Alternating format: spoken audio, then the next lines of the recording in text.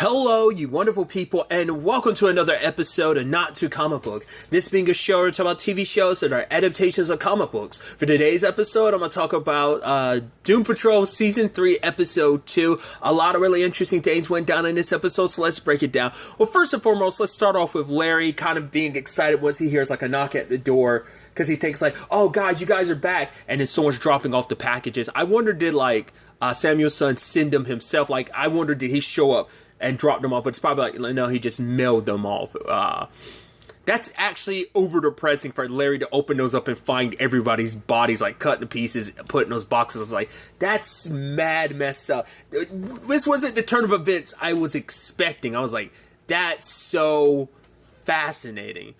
I didn't expect us to go to the underworld route, which is so interesting because that directly ties into this week's episode of Titan. So, two very different versions of the afterlife. To be fair, both shows also take place on two different Earths, so it just kind of makes sense in certain regards.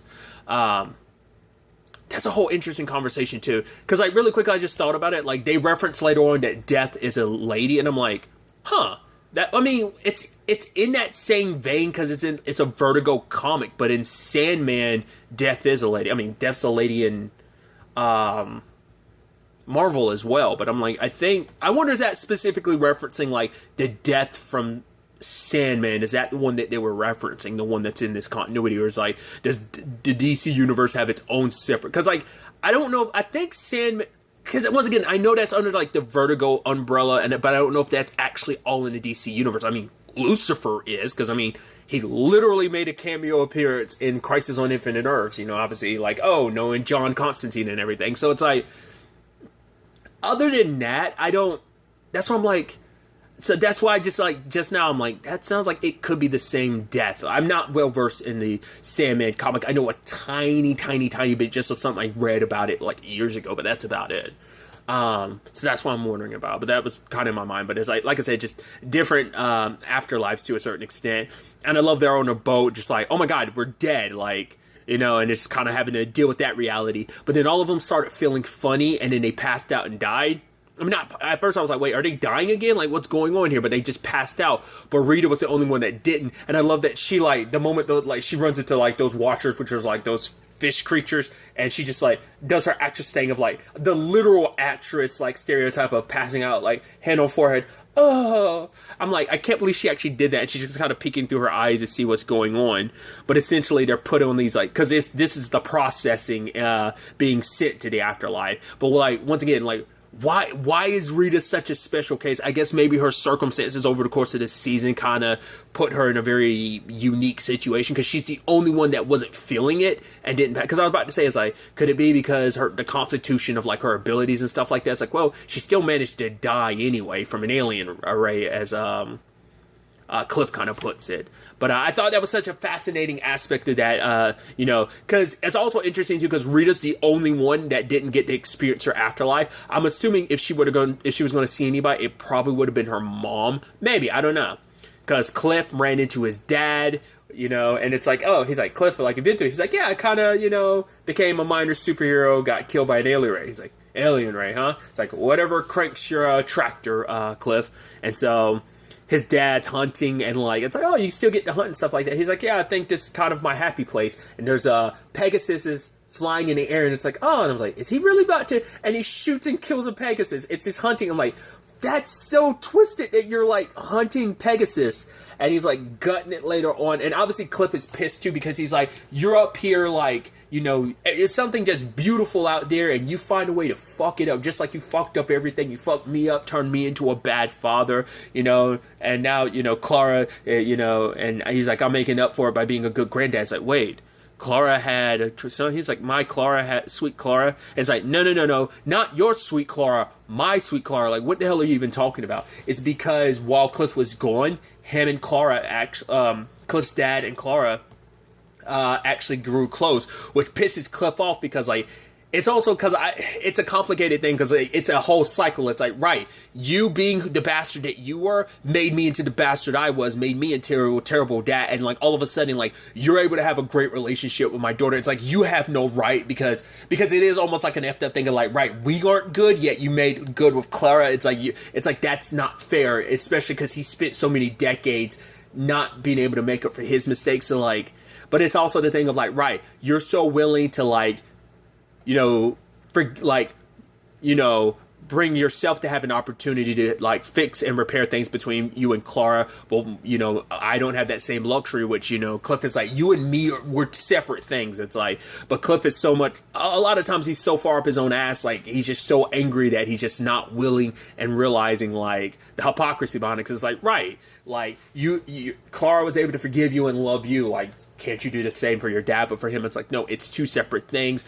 My dad, like, because Cliff's probably also holding on to the fact is he was trying to make things right before he died. And once again, like his circumstances aren't all on him. He does actually have someone he can actually blame for like his life turning to shit. And that's, or at least up to a certain extent, a lot of it is on him, but he can also blame Niles for a good chunk of like him like losing touch with Clara and not being an actual father in her life and everything. Like I said, up to a certain point. But his dad points him in the direction of his afterlife. It's like, right, this isn't your afterlife. This is just like, I'm kind of the welcome wagon. I'm the rolling out the red carpet to point you in the right direction. I think the whole point is like, so you can run into someone to make the transition more calm you down and kind of make the transition more like bearable. And as he's going, he's like, right, like Cliff's like, I'd rather like be in my own afterlife, never having to see you for the rest. If it means never having to see you forever, that's fine. And as he's walking, he's like, that's it. And his dad's like, yep. It's like, because for Cliff, it's like, right, you're not even like, I fought to like repair my relationship with Clara, like despite everything, warts and all, like as he said previously. But it's like for you to be like just kind of like whatever. It's like, I guess like there is no fixing us, is there? Like even in the afterlife, we have a second chance, and it's still just never worked out. So that's Cliff's side of things. We have Vic's side of things, where he runs into his mom, and his mom like talks about the fact is like her and Silas used to go on hikes all the time before Vic came into the picture, but bringing up the fact is of like, right, he became a superhero and he's about to apologize, but his mom like, you have absolutely nothing to apologize for. And even she like, I think she loves Silas, but even she's like, yeah, he's not infallible. Like the fact of the matter is like, she doesn't 100% agree with what he did because it's like, yeah, like being a hero wasn't Vic's choice. It was his dad that pushed him towards it and was just like, yeah, like I made you into this, you can be a hero. It's like, but like even she has a conversation later on where she's like your dad, like she's like, whoa, like dad said like he didn't have much choice, that this was the only way. It's like, but that's the thing of like he ended up making that choice. Like for her, it's like she's like, the moment you walk down this path, like kind of going to your afterlife, you'll be able to make your own choices from then on. Because like up till now, it's like every choice you've ever really made, it's like probably except for the Ronnie thing. Because for him, it's like he had to explain like, yeah, she's done some bad stuff, but he's like, just in my core, I know I'm supposed to be a hero and everything, but I felt like in my core, like this was the right thing. It's like, right, your dad's got his own sense of everything, but she's like, your dad might have made you into this like mechanized weapon, but I'm glad to know the sensitive, caring person that I raised. I have my part to play, because you aren't just your dad, you're me too. Like we both raised you, and I'm glad to see that the boy I raised, like the man I hoped you would grow into be, is still there. And it kind of fills in a little bit with that conversation Cliff had in the last episode of like your mechanics and stuff like that. They don't define you. They're like a part of you, but they're not all there is to you. You're not just Cyborg. At the end of the day, you're Vic Stone too. And I feel like because of his dad pushing him to be a hero, making him into a hero, kind of making that choice for him, that choice has kind of defined him completely, and he's lost without that identity. But like I think this journey will be the steps necessary to kind of make him kind of find himself again. And so I thought that was such a fascinating element with that whole situation. So But I am curious though, like what when it's all said and done, like he was going down a path where it's like right from here on you can make your own choices. Like, what does that mean? Him going back, like that his choices are no longer his; they're kind of out of his control because it's kind of his dad. Like, is that what she was kind of implying? But I don't know. That's definitely going to be interesting. And then you had Jane. Kay and Jay in the afterlife, and they run into her abuelita, and it's like, oh, that's sweet. And we hear a little bit more about, like, the fact is she used to do whatever she could, like, to make every excuse she could to keep Kay with her, just so, because she was aware of what her dad was doing, but, like, he knew that she knew, and so the moment he found out, like, he grabbed both them and Elena and bounced. I'm sure there's still a lot there, too, with, like, her mom and everything, because it's like, right, your mom had to have known, like, because I think that's also why she had such a contentious relationship with her mom, too, because it's like, you knew what was going on and you kind of weren't doing anything about it. Like, I think that there was some lane of that, maybe, to some extent, but, because even Jay was commenting on, like she's never seen Kay so happy and smiling like that. It's like, she used to be like that. She used to, like, be so full of spirit, but obviously, like, everything with her dad, and Jane's like, yeah, I know, and it's like, her abuelita, her grandmother, feels like she had failed, because it's like, what could I do, like, after he took her? And which Jane's like, I get it, like, she's like, I failed her so many times, yet here I am, like, I don't know why she, like, still keeps me around, even though I failed her, but it's like, I promise you, he will never, like, be near her, or, like, trouble her again, and like, her grandma's like, that's good, and obviously, Jane wants to, is like, right, Kay should stay here, like, the fact is, she's happy and everything, but her abuelita's like, it can't, it's not possible, but it's like, for Jane, it's like, she's scared, because it's like, yeah, what if I fail her again, and it's like, her grandmother shows her, like, opens up the drawer, that cabinet, and there's all those dolls. I was like, oh, interesting. So once again, it's like, so those personalities didn't just necessarily come out of nowhere. Like, they are personifications of something real. Like, basically, her grandma was like, yeah, she's like, I don't understand why they helped, but they did, because we do see, like, each one of those dolls representing one of the personalities, and it pulls out Jane, and it's like, Jane, this one is always the strongest one, flawed but strong, and it's like, but how do you know? Because it's like, wait, it's like, yeah, because these dolls were always kind of a little bit of a, because that's so interesting, because I think there's a therapeutic angle of, like, usually with therapy you would use dolls and stuff like that. So I think for Kay's circumstances it was therapeutic, and with her powers and just an experiment, she didn't manifest them out of nowhere. Like, each one of them representing what they did. Like, she chose their forms, and what they represented came about because of those dolls and everything. So I was like, oh, that's fascinating how that came up. But because it was like her grandma's the one that kind of made the dolls. It seemed like that's what she was kind of implying, because she was like, yeah, out of all the ones I made, Jane is the strongest, flawed but strong. And it's like, well, how would you know? And then Kay says, because that's her name. It's like, so that's where Jane comes from. Like, what Jane represents is not only the doll, but I think she represents Kay's grandma, of, like, that's why it's like, right, you're the strongest one of them all, because I guess in, like, maybe in her eyes, it's like, my grandma's the strongest person I know, so. That's the big question, too. What each of their afterlives would have actually been like if they had actually got to see it, but none of them could.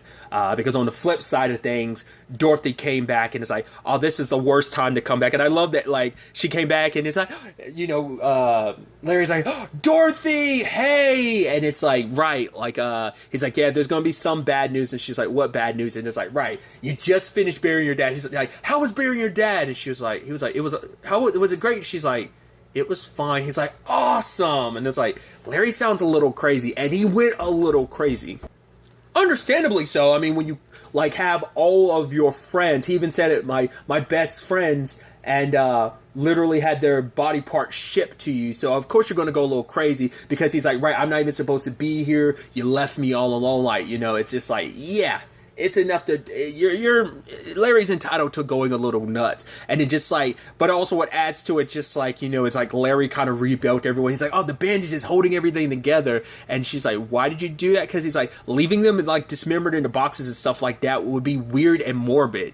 like, come on, Dorothy. And she's like, and this isn't weird anymore. But he's like, now that you give me a fresh perspective on things, I can recognize how messed up this is. It's like, this is super messed up. I guess it's kind of no different than the thing of, like, I know it is a real life thing where people will, like taxidermy, like, the people, well, they'll, like, have, like, parties and celebrate with said dead body there. I don't know, I was about to say taxidermy, but I don't think I think they actually do taxidermy the bodies, don't they? I don't know. I've read stories about stuff like that. It's like, I mean, whatever helps, I guess. But when it's like, right, we need to find a way to, like, because, you know, at first she's like trying to make pancakes, you know, and Larry's offering to help because, like, right, it's like Dorothy's like dealing with, like, right, she just had to deal with her dad's death, now it's all of this as well, and so he's offering to help, but then, like, Rita contacts him through, like, the pancake batter, and it's like, wait, what's going on there? And so it's like, right, they must be alive on some level, and it's like, right, we need help. And the moment they go to England, I'm like, oh, they're getting Kip's help or something? I was like, and I would assume it's like, oh no, it's the dead boys detective agency. I'm like, I mean, it makes sense. This is, we're on the super fringe weird sides of the DC universe. I'm assuming, I'm gonna look into it, because I haven't, but I'm assuming this is a real thing, like, a lot of this stuff, like, I'm sure, like, there are things they, like, make up for these TV shows, but I feel like that's such a specific thing. I'm like, that's got to be, like, a super, like, obscure thing in the DC Comics or something like that. Must be, like, a deep cut or something. I'm like, man, that's weird. You thought you got introduced to all the weirdos in the DC universe, and then they just, like, bring out some more of, like, Crystal the Medium, as well as her fellow dead detective pals, Charles and Edwin. So that's interesting. They're dealing with their own case, but it's like, it's fine. We'll deal with it when we get back. It'll still be here because Danny showed up as the ambulance, and it's like, you know this? And wait, is an ambulance? It's like, well, it used to be a street. What? It's like, it's a whole complicated conversation. Let's not go into that. So they ended up getting taken to the manor, and I love that, like, Edwin and Charles are kind of talking like mad shit, but then, like, it's like, we can hear you and see you. It's like, wait, you can? They weren't expecting that. So we kind of get an explanation for that. It's like, I mean, it makes sense when it's popped up in other things. Like, when you, usually it's like when you've died or something, you've come back, and then you have, like, a, you know, there's a TV show, Saving Hope.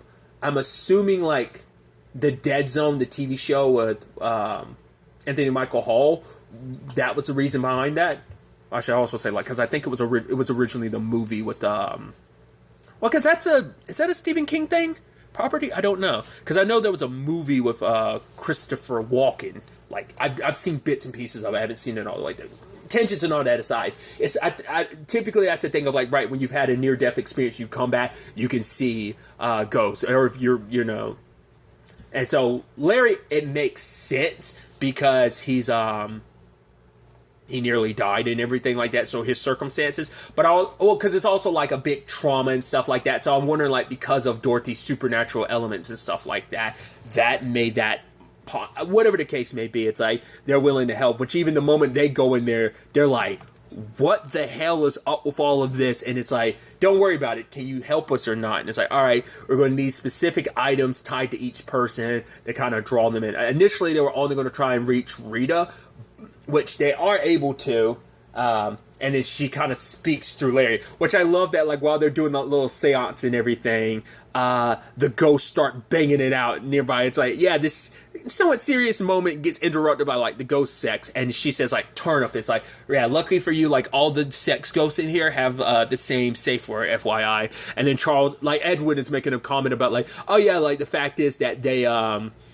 you know, he says something and everyone looks at him. He's like, you know, it's a romantic room for, you know, for romantic trysts and stuff like that. He's like, it was a thing in my day. And also, I love Charles pulls out the bat, which I'm like, all right, we just had Hank doing the whole bat situation in Titan, so to get this, and it's like, he's like, they're like, what's up with the bat? He's like, I'm in the States. I'm like, I love that he's like, that's the explanation, but I guess it's like, I guess he draws out weapons befitting the circumstances, so I guess, like, maybe it's because, like, however it works, it's like, it has to be a weapon befitting the circumstances of, like, you know, for it to really work, or maybe he just, I don't know, like, maybe he feels like weapons associated with the area he's in because he's in the States, getting a bat because baseball's like the all-American pastime type of thing. So maybe like in his mind, it's like that makes the weapon more powerful. I have no idea the justification. Just all they lumped it up as like, we're in America. It's like that, like that's not an explanation. So want to try and go to the afterlife to bring everybody back. Charles and Edwin have no interest in going there because it's like, right, we found out everyone's alive. That's all we can do. We can't, but you know, Dorothy talk about it for a second. They're like, right, like she lost her mom before, she recently lost her dad, and it's like, you did, and then obviously like Crystal just immediately was like, whatever, I don't care. But then like you had Larry say like, right, if you had the opportunity, if you knew that someone you cared about was still there and you had an opportunity to bring, like, wouldn't you try and save them? So it's like, right, they're willing to help. Granted, like Edwin and Charles had their reservations about going to the afterlife because death herself is there waiting for them. I even love like Charles being like, oh yeah, she's super fit. Like the person you have to worry about most are the creatures that kind of work for her. So other than that, reluctantly Charles and Edwin go because it's like, right, the whole point of this detective agency is for you guys to work together. And so it kind of like, especially there being three of them, granted two of them are a ghost and one's just a medium as a human, but I'm like, it kind of reminds me a little Being Human a little bit. Granted that was a tribrid of like a ghost, a vampire, and a werewolf, like, you know, so it's a little different, but it just kind of reminded me of that to a certain extent. But other than that, like it's like, right, we gotta get Larry to astral project. And I love, it's actually super adorable. Dorothy's like, oh, it's like the negative spirit. And then Larry just kind of looks at her and she's like, or not. I'm sorry, never mind. But they're getting Larry to astral project and he's like, all right. And they're like, get him focusing on like a tapestry, like to get him focused on like something. And it's like, all right, what do you see? And they're prepared with a shovel behind him. And it's like, what, are they going to have to kill Larry? It's like, no, like Crystal activates her medium powers and then like slams him with a shovel. And that's how that's probably the best and most innovative version of astral projecting I've ever really seen. So that's pretty dope. But yeah, they go through and make their way to the afterlife. Well, the bridge to the afterlife, essentially. We get little insights into Charles and Edwin, not much. Edwin's circumstances seem pretty like hardcore. Like we see him covered in blood running down a hallway. Charles apparently died of hypothermia because like a whole bunch of dickhead kids like had him like stripped down to his underwear in water and then threw rocks at him. So he's got some reservations when it comes to water in that regard. So, but Larry did kind of point out to like Edwin, it's like, right, you guys seem pretty close, like there might be something there, and he's like, no, like, and even if there was, like, it's not normal, which Larry's like, I was like you at one point in time, I thought it was normal, but, you know, it's not 1916 anymore, like, it is normal, and he's like, well, whatever, but he's also like, but thanks for your concern. So whether something ends up happening in that regard, who knows, but it definitely seems like, yeah, I mean, they've been chums for, like, 40 years, and when you've been around someone that long, like, you're bound to, you know, and when it's probably only person you really interact with like that, you've been with them for so long, I think you're bound to develop feelings. So, you know, so I thought that was fascinating. And while this journey is all happening, like, you know, Dorothy and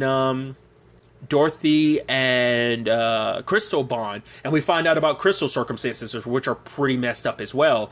She was possessed by a demon named David for a year, and he did some pretty messed up things when he was in her body, and Edwin and Charles are the one who basically got him out of her body, and that's how she met them.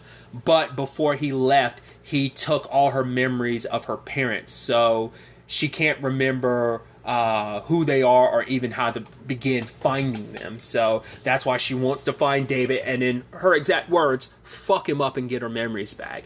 Because obviously Dorothy like slipped in that candy bar of like, right, me and my dad will watch Willy Wonka and the Chocolate Factory every time he'd come visit, and she was hoping on some level to kind of talk to him again. And it's like, and once again, it's that conversation I had last episode about really letting go. Is that the right thing to do? And she's like, right, people who tell you to move on, like, yeah, that's probably like wise advice, but fuck them. It's just kind of like, you know, like vengeance is kind of like holding a vendetta is kind of her therapy to a certain extent. So she's kind of like, yeah, it all works out for me. So like, you know, screw anyone saying otherwise. So don't stay here in this lonely house or whatever. Like, go out there and do whatever you can to potentially try and find your father. So that kind of inspires Dorothy to leave later on. So, but we'll get to that. But in the afterlife, all the items lined up, like tapping into each one of them, slowly but surely, like Cliff, then Jane, and then finally Vic all wake up. And so it's like, right, Cliff's main reason being like, right, I'm going to be the best grandpappy out there, and I'm basically going to, like, beat my dad. And when it comes to, like, being the best, like, he thought he was being the best grandpa. I was like, nah, I'm going to outshine him, I'm going to outdo him, I'm going to show him how it's done type of thing. So, but they end up, Charles, Edwin, and Larry run into Rita, who was freed by some dude who immediately went into hiding afterwards. You're like, what's that all about? Then they reunite with everybody. It's like, wait, who are these kids? And then lo and behold, one of the people working for Death shows up, and it's the character is played by Ruth Condor. I was like, yeah, because I can't remember what I was looking at. I was looking at something recently that, like, I don't know whether that came up in like a news feed or something. I was looking at something and it was like, oh yeah, Ruth Condor cast in Doom Patrol. I was like, oh, that's sick, because I remember seeing that somewhere and I was like, that's awesome. Ruth Condor, the thing I best know her from is Rowena in Supernatural, which I adored her as Rowena. Like, she's just like an adorable human being in general. But I love that, like, it's just like, like, the fact is, like, spoilers for Rowena's story from Supernatural. In the final season, like, she's basically running hell right now. So it's just interesting, like, in another, like, and now in this property, she's also, like, working in the underworld, or rather the afterlife, so it's interesting, like, both shows kind of under the, like, Warner Brothers umbrella, both, like, having ties to the afterlife for that, her. So I just thought that was so interesting. But yeah, she's like a spider lady. And I love the whole thing of, Charles came over supercharged with the bat, whacked her, and then she kind of transformed into a bug creature.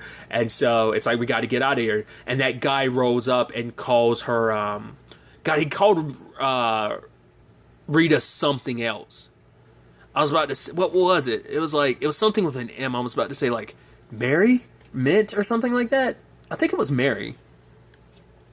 And he's like, right, you might not remember me, but he's like, but don't let him see you sweat. So he sacrifices himself, like, granted, whether he's like straight up dead or not, or whether she just knocked him out of commission. But by the time they get to the boat and everything, it's fine. Because Edwin was standing up to her being like, yeah, I'm not coming back to you. You can take tucking us into bed and fuck off.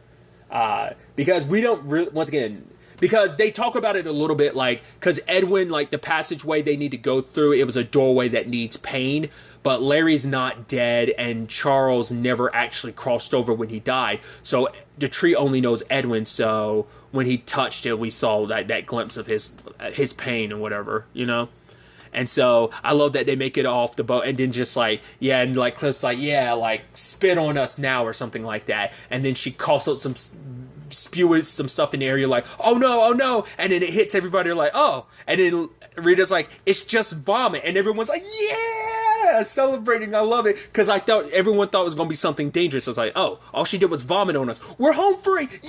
Yeah, like, I love that so much. So coming back, a lot of realizations kind of across the board.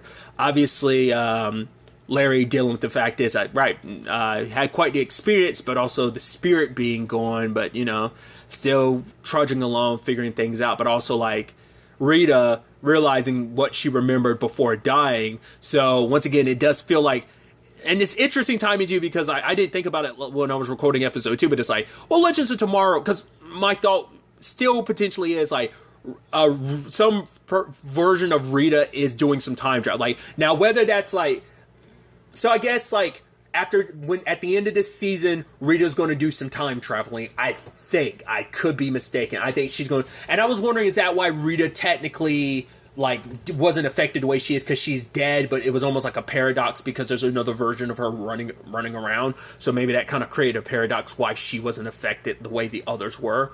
Once again, maybe just her circumstances. I don't know. But, I think I was wrong last episode. I was thinking, like, Michelle Gomez's character, the way she could shift faces a little bit. We saw that, not last episode, but in episode 1. I don't think that was like Rita pretending to be her. I think Rita at the end of all of this gets the time machine, goes back and does all that because once again, things have to play out a certain way, and it's like that was a necessary part of everyone's journey. Once again, I wasn't expecting the afterlife thing. I thought she was just going to go back in time, but it's like, no, it makes sense. Like if she was going to go back in time and try to stop that, it's like, no, you have to go back in time to fulfill the cycle. Like it has to all, like the circle, you know, has to be complete of the cycle of like they have to go through all that so that it leads them on their journeys and their paths and their growths that lead them over the course of this season to experience everything they do. And it's like everything has to go that way, so Rita has to ensure that they all die so they all go to the afterlife. So it's all part of like, it's all meant to happen, it needs to happen. So that's what I'm thinking, and I think that's why the guy recognized her, because like he met her. Once again, why the Brotherhood of Evil in 1949 were worried about like, oh, we got to kill Rita. It's like, oh, because she went back in time, and like whether the rest of the Doom Patrol goes with her or not. Like I said, because I couldn't remember what it was specifically, but I remember watching the trailer being like, I know there's time travel involved in all of this. But I just wasn't really, I couldn't remember the circumstances. Like I said, it's been a while since I saw the trailer, but I think that's what this is. Once again, I could be 100% wrong, but that's fascinating. But other than that, like, you know, it's like, right, your dad killed a unicorn? And, you know, because Jane's like, yeah, that's like 1,000,000 times worse than killing a... no, your dad killed like a Pegasus? Like, that's like 1,000,000 times worse bad luck than killing a unicorn. But then, like, Cliff is just kind of like, I think I need help. Like, you know, he's kind of finally willing to admit it. But even Jane's kind of like, yeah, I think I do too. And obviously, you have Vic trying to, like, get into Star Labs. Now, whether it was, like, to reboot his system himself, or was it him just looking into, like, what his mom had said about, like, oh, his dad, like, did his dad have a choice? Like, whether that's what he was looking into as well. But they're all in the process of trying to figure things out for themselves. And then Dorothy comes being like, right, she's going to leave. And it's like, yeah, no, you go, kids go on ahead. Like, we're fine. And all of them kind of looking at each other because it's like, right, they're all not fine. But it's like, right, Dorothy's got stuff to figure out on her own. She's like, you guys are the closest thing I have to a family, but I got to go find some things. But I'll be back, you know? And it's like, they're wishing her, well, Larry in particular wish her luck. And because like, yeah, we're fine, even though we're super not. And then lo and behold, Michelle Gomez like comes down like it's nothing. It's like, who the sweet mercies fuck are you? And it's like, good question. Who am I? Anyone want tea? So, all right. I guess we're going to get our full-blown introductions next episode. But it's definitely going to be really, really interesting to see where all of this ends up taking us. Because wasn't the Doom Patrol introduction episode in Titans like episode 3 or 4 or something like that? I was about to say, like, oh, meeting... If it was 3... The reason why I'm bringing that up is because I'm like, oh, meeting the Dead Boys detective agency... In episode 3 of this season. I thought that was going to parallel, but I'm like, no, I think that might actually be in episode 4. I actually don't remember now. It's an easy thing to look up. It's not that important, but regardless, I'm really excited to ultimately see where the next episode takes us with, well, all of this. But really, that's all I'm going to talk about. Till the next time we meet, be happy, be safe, live life to the fullest, and enjoy it. Good day, and goodbye.